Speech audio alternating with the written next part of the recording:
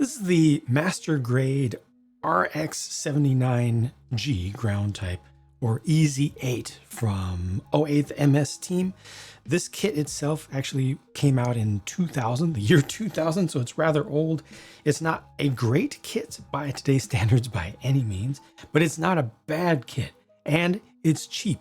And that's why, well, that's one of the main reasons why I chose to get it to be my very first Gundam, to actually put some time into weathering, to making it look kind of used and like it's been out in the field. First time doing this, doing the whole process for the whole thing. Had a decent time with it, although I spent way too much time on it.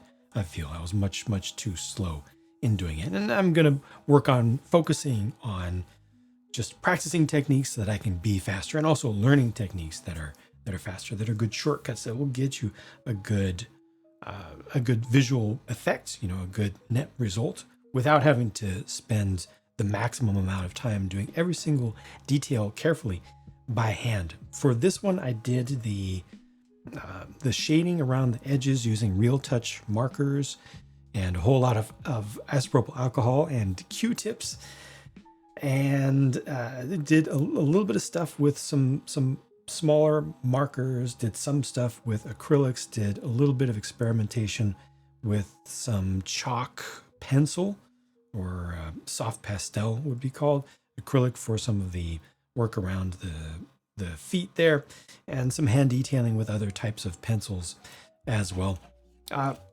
Ultimately, it came out pretty decently for a very first attempt. I think the chipping was done with mostly markers. Yeah, mostly markers. I tried to get a little bit of a suggestion of paint fading and chipping from the top there. Yeah, just overall, it came out okay. Again, like I said, for a very first attempt. Anybody who has done this stuff before can point out 100,000 things that are clearly, obviously wrong about it. But yeah, you got to start somewhere, and this is where I started with the world of weathering. Yeah. A lot to learn, and I will continue to, just try stuff. But this was a nice experience, and I'm glad that I only paid like $36 for a master grade to be able to do that. So it's a good sized thing. It has just enough articulation to be able to pull off this pose right here, only just. But in the end, I'm not too unhappy with it. It's all right.